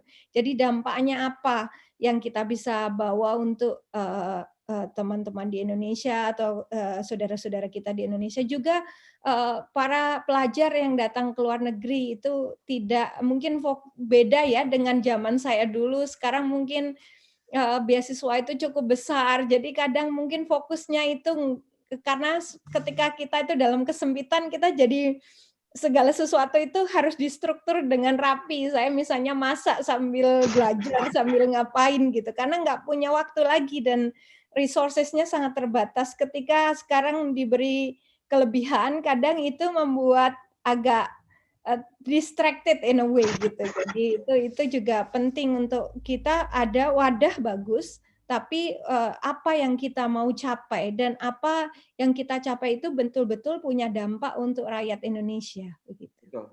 Betul. Mungkin salah satunya nanti Dr. Nunung itu pemikiran-pemikiran dari para diaspora seperti Prof. Nunung ini. Bagaimana ekonomi dan keuangan syariah ini bisa mengurangi dampak ekonomi dan sosial dari pandemi COVID-19. Itu mungkin bisa dijadikan suatu misalkan policy brief atau white paper yang mungkin bisa diusulkan ke pemerintah. Mungkin saya ke Pak Iman, Dr. Iman, bagaimana tanggapannya, Syekh? Ya, syukran Dr. Emir. Sebenarnya ide ini bagus sekali ini dan saya menyambung dari Dr. Nurul, Dr. Haki. Jadi pertama mungkin kita membentuk ini Indonesian Diaspora yang untuk Islamic Economy and Finance ya seperti mirip-mirip KNEKS ya. Nanti setelah ini kita punya network ini kita salurkan ke ilmuwan-ilmuwan yang dimiliki kemarin yang Menristek itu misalnya. Sebenarnya kita punya ilmuwan banyak di Islamic Economic Finance. Nah pertanyaannya kenapa cuman ini dokter ini Abdurrahman ini Hakid ini saja yang diundang padahal banyak gitu. Artinya mereka miss datanya. Padahal ini kita memiliki potensi yang sangat besar sekali. Kalau ini ke depan kita bisa menyatukan potensi ini yang seperti kata Bapak Pak Sekjen IAI tadi, kita harus membuat ini adalah terstruktur, masif dan terukur gitu. Nah, ini nanti ke depannya kita harus memiliki ide dan kita harus memperlihatkan hasilnya dari Indonesian Global Network mesti ini. seperti dibilang Dr. Nurul tadi, mesti Dr. Nunung tadi, mesti ada impact-nya, jangan hanya sekedar muncul kemudian tidak ada hasil. Betul sekali. Gitu ya. Kalau dari Dr. Hilmun, bagaimana tanggapannya tentang ide ini, Dr. Hilmun? Sebelum kita nanti beralih ke pertanyaan dari peserta. Baik, terima kasih. Sebelum saya merespon pertanyaan, apa yang disampaikan oleh panelis sebelumnya sangat inspiratif ya, yang disampaikan Bu Nunung, Pak Iman, dan juga Pak Haki. Saya teringat satu hadis Rasulullah SAW yang kurang lebih disampaikan bahwa kalau kita mau berhijrah, itu niatnya harus atas Allah, karena Allah saja. Kalau hijrahnya itu untuk perempuan, dapatnya perempuan. Kalau hijrahnya untuk harta, hanya harta. Tapi kalau hijrahnya karena Allah Ta'ala, He will give you everything beyond your wildest imagination. Baik itu duniawi ataupun ukhrawi, insya Allah seperti itu. Itu barangkali yang perlu kita tekankan ya. Makanya salah satu contoh tadi yang disampaikan oleh Bu Nunung, niatnya belajar tapi dapatnya juga network atau jaringan. Itu karena memang seperti itu saya pikir ya. Itu pertama. Kedua, mengenai platform Global Scholar Network atau apapun, kita harus benar-benar ini ya, it's not the end, it's not the objectives. Barangkali ini kan hanya satu means ya, kalau saya boleh memahami inisiatif ini. Tentu saja inisiatif yang sangat patut kita apresiasi. Cuman jangan sampai ini menjadi satu inisiatif, it's just another one, just to tick the mark. Tapi tidak dalam satu koridor yang nanti harus kita akui apapun variasi dan banyaknya aktivitas inisiatif ekonomi syariah di Indonesia, itu kan terkesannya masih dalam tanda kutip tercecer. Sehingga dalam konteks pergaulan global, Indonesia itu masih belum mempunyai saya sebut sebagai convening power. We don't have the convening authority. Kenapa Malaysia disebut-sebut? Karena mereka punya convene. They are able to convene people. They are able to convene, to assemble prominent individuals, prominent institutions. Kita belum punya itu. Nah, saya pikir visi ke depan adalah apapun inisiatifnya, apapun bentuknya, ketika itu berujung kepada convening power yang cukup otoritatif dari negara kita, why not? Nah, saya pikir ada 3 pilar di situ yang perlu kita simak ya. Pertama adalah kita belum punya institusi global yang dijadikan rujukan internasional. Kalau barangkali kita sebut Bahrain, mereka ada standar setting body berdomisili di situ. Malaysia, Inggris, meskipun tadi disampaikan oleh Pak Prima size-nya cukup kecil, tapi dalam konteks global finance itu kan mereka menjadi kiblat, salah satu kiblat di samping New York contohnya. Yang kedua adalah intelektual. Apa school of thought yang kita tawarkan? Belum kelihatan tuh. Shape dari dan bentuk dari school of thoughts Islamic economics atau Islamic finance Indonesia dalam perspektif global belum kelihatan. Ya. Nah, yang ketiga adalah saya pikir diplomasi internasional kita perlu diperkuat, termasuk jaringan, artikulasi bahasa Arab, bahasa Inggris, dan segala macam. Saya pikir itu.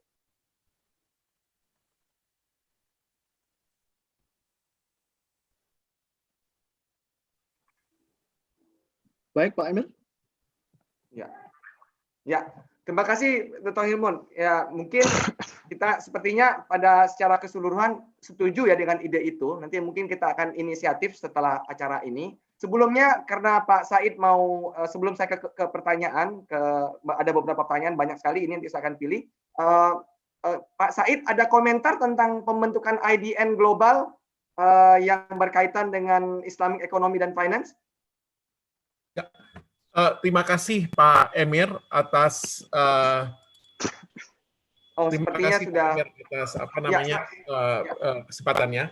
saya udah menyimak dengan baik apa yang disampaikan oleh berbagai peserta dalam acara ini. Saya pikir ini adalah pembentukan suatu jaringan global untuk para ahli ekonomi dan keuangan Islam dari Indonesia. Itu menurut saya ada ide yang baik. Itu mungkin bisa kita pikirkan apakah itu merupakan satu working group di dalam IDN Global, karena kita memang ada working group. Sekarang kita sedang membentuk IDN Global Working Group untuk riset dan inovasi oleh Pak Salut Muhyiddin yang merupakan salah satu dosen associate professor di University of Acquire. Beliau juga Mama iya tekdes tulang malah di Sydney. Tapi juga mungkin apa ini bisa menjadi satu working group di IDN Global atau ini menjadi satu yang terpisah sendiri. Saya pikir mana saja boleh. Jadi let's start the dialogue. Let this be the start of our dialogue ya, mengenai bagaimana bentuk yang terbaik untuk para ahli ekonomi dan keuangan syariah dari Indonesia itu untuk berkumpul. Karena saya juga berpikir bahwa salah satu cara untuk kita bisa menjadi kekuatan diaspora yang kuat dari Indonesia itu harus ada kesatuan dan persatuan di antara kita. Sikap gotong royong kita yang sangat kuat di bidang sosial kemasyarakatan itu juga mungkin perlu kita tularkan secara lebih sistematis di bidang profesi, particularly di kancah global, ketika kita berinteraksi di kancah global. Mungkin sekian saja, nanti mungkin Pak Emir, Bapak silahkan bisa diskusi dengan saya. Bapak juga saya tahu punya komunikasi dengan sekjen kita, Ibu Vina. Nanti bisa diskusi lagi kita bagaimana kita bisa wujudkan ide yang sangat baik ini.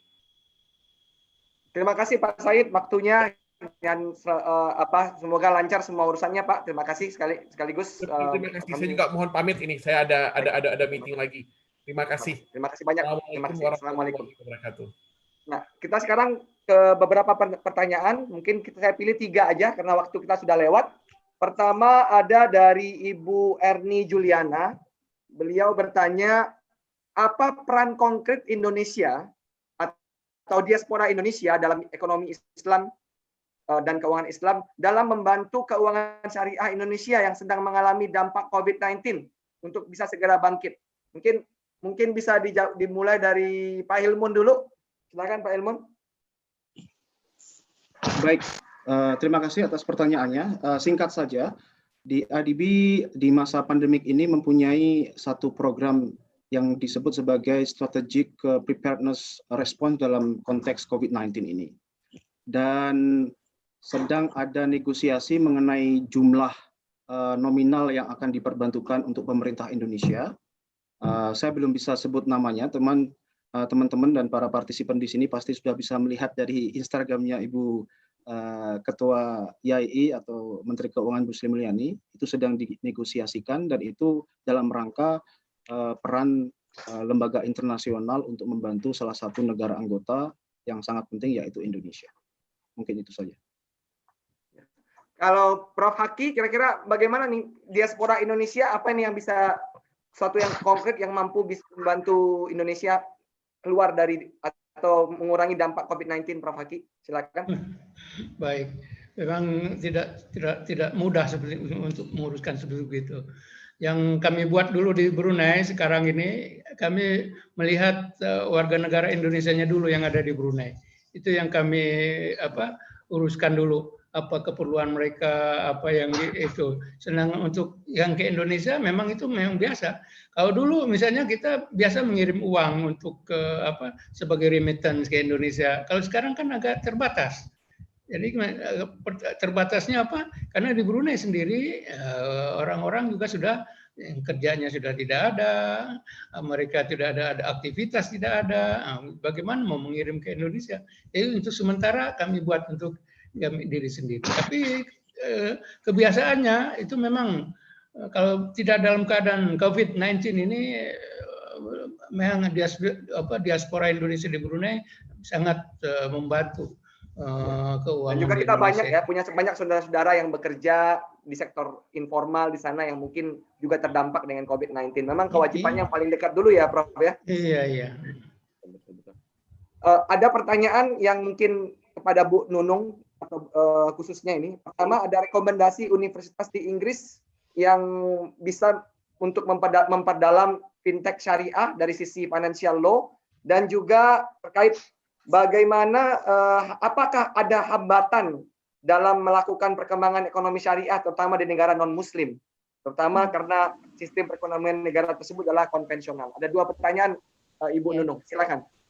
Yang pertama soal studi itu kalau tergantung levelnya ya Pak ya. Kalau master mungkin dilihat saja programnya, saya nggak bisa pick up on top of my head mana yang bisa untuk master ya. Jadi harus dilihat programnya begitu. Tapi sebetulnya kalau master itu saya lebih suggest mungkin di Indonesia atau di Malaysia saja, tidak usah ke UK, karena UK itu masternya itu hanya 1 tahun begitu. Jadi very compact sebetulnya kalau saya boleh jujur gitu, untuk sending people go abroad master itu agak waste gitu sebetulnya, karena nggak se in depth kalau di Indonesia atau di Malaysia yang waktunya tuh 2 tahun. Nggak ada beberapa program yang 2 tahun. Kalau soal PhD mungkin tergantung, karena PhD ini lebih personal sebetulnya antara student dan potential supervisors. Jadi lihat saja mana potential supervisor research interest-nya apa, dan juga diskusi dengan teman-teman yang sudah pernah dibimbing. Karena proses PhD ini tidak hanya apa yang ada di atas kertas, tapi bagaimana pembimbing itu membantu proses belajar, itu juga sangat menentukan proses PhD itu sendiri begitu. Apakah ada pembimbing yang mungkin fokusnya untuk publikasi, ada pembimbing yang itu proses developmental, saya bilang begitu. Ya. Jadi scholarship development. Itu Kalau lebih terkait hambatan itu perkembangan ekonomi syariah di negara non-muslim, sebetulnya kalau tadi saya pick up apa yang diutarakan oleh Pak Hilmun, Pak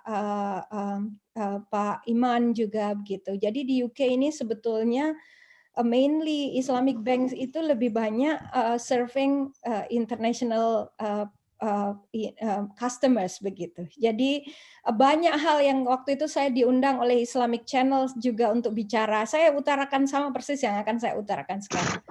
Islamic finance di UK itu belum touching the real needs of the UK Muslim community begitu. Jadi misalnya ada hal-hal yang kita took for granted di negara Muslim, seperti kalau orang meninggal misalnya, kita akan segera dikubur dan orang akan serta-merta cepat gitu proses penguburan. Sedangkan di sini itu prosesnya lama. Itu kan hal yang sangat penting dalam hidup seorang Muslim. Kematian, kelahiran itu kan sangat penting. Di sini harus melalui proses yang lama sehingga jenazah itu bisa dikuburkan, itu takes time. Kadang 3 hari, 4 hari harus melalui otopsi dan sebagainya. Untuk menghindari otopsi itu perlu MRI, dan MRI sangat mahal. Nah, hal-hal seperti ini yang Islamic banking nggak pick up gitu. Lalu kebutuhan untuk misalnya orang membeli rumah misalnya gitu, masih sangat mahal dan sangat deposit yang dibutuhkan itu besar dan tidak kompatibel begitu dengan apa yang ditawarkan oleh conventional bank. Itu 2 hal yang jadi potential customer dan yang di-serve itu lebih premium market dan investment banking sebetulnya, bukan. Banyak hal itu kenapa trust customer itu masih low begitu terhadap Islamic bank. Banyak berpikir there's only a different side of banking aja begitu, bahkan lebih mahal. Nah, itu karena tidak touching, apalagi dengan mulai moving ke fintech dan yang lain-lain. Saya ingin memberi emphasis bahwa semua praktisi mungkin perlu berpikir, kita tuh di awal-awal tujuan Islamic economics dan Islamic finance ini untuk apa? Apakah kita sudah ada di tujuan itu atau kita going into different direction? Itu yang perlu semua orang refleks sebetulnya.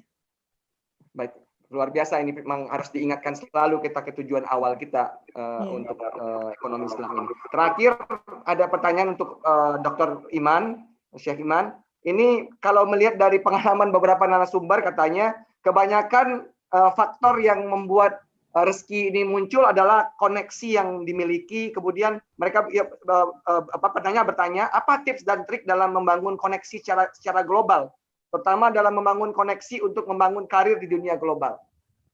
Silakan. Oke, Bismillah.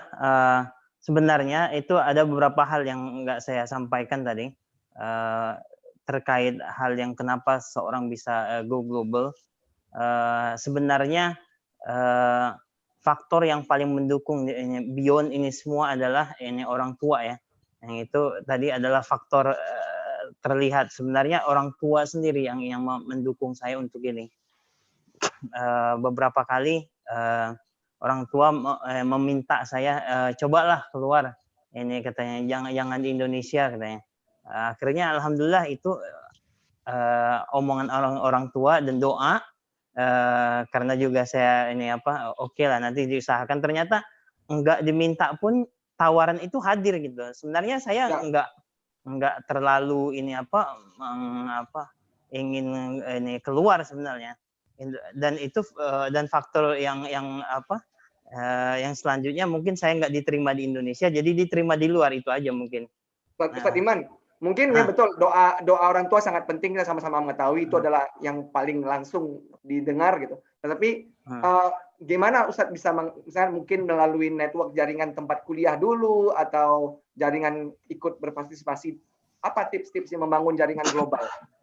Oke, kalau dulu saya sering ikut acara-acara ini baik itu formal informal yang menghadirkan narasumber atau ini para pembicara dari dari seluruh dunia ya, sebenarnya misalnya conference atau seminar yang menghadirkan para CEO, menghadirkan para praktisi global. Dan di situ saya mendekati. Cuman ternyata rezeki saya nggak dari situ. Ternyata rezeki saya itu ketika saya mempublish diri di misalnya di LinkedIn, di tulisan-tulisan saya, mereka itu lebih terkesan di situ, headhunter itu.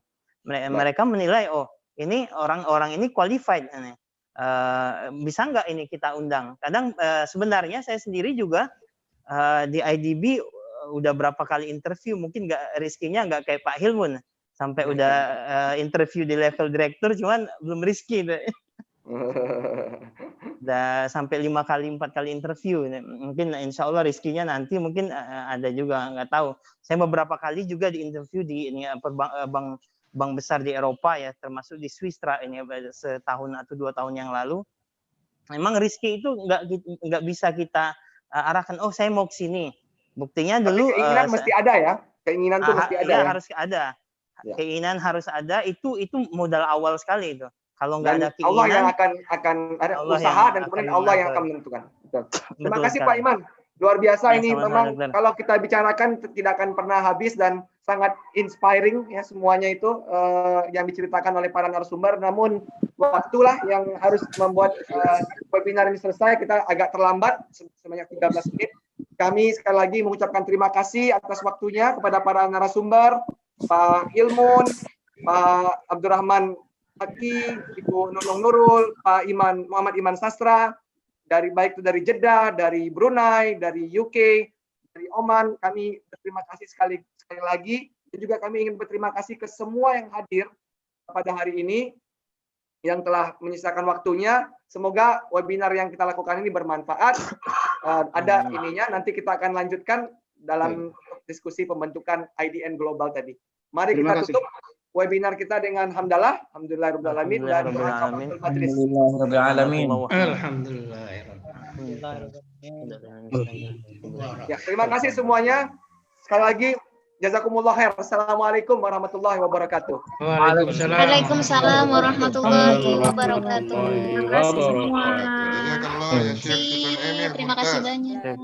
Untuk KNKS. Amin, amin ya rabbal alamin.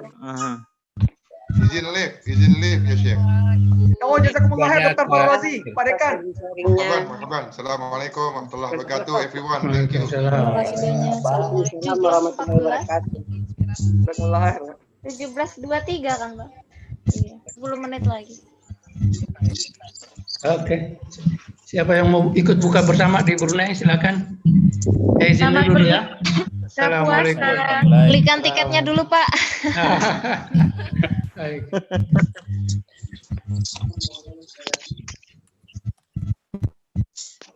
Kan ada itunya, ada surveinya. Ada surveinya. Ikut aja survei. Pas mau apa ada survei. Surveinya kok ngilang lagi nih. Iya, hilang Tadi saya surveinya. Surveinya hilang lagi. Bu Dini. Ini mana? Surveinya ditampilkan kembali. Surveinya masih hilang, Pak. Bu Dininya mana? Surveinya ditampilkan kembali.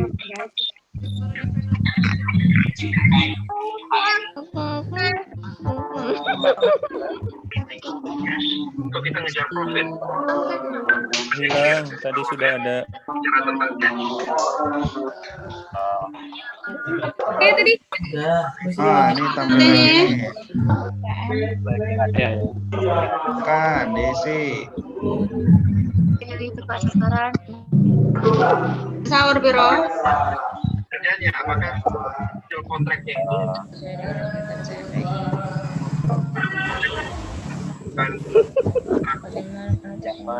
Ini kan datangnya telat.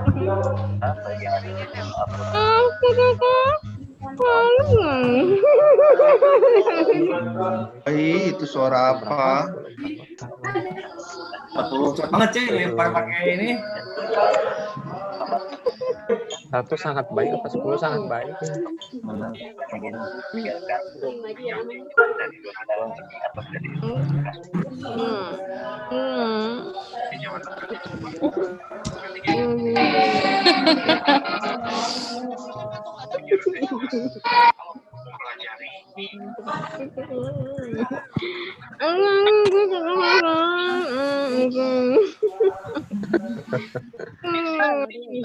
Suara apa itu?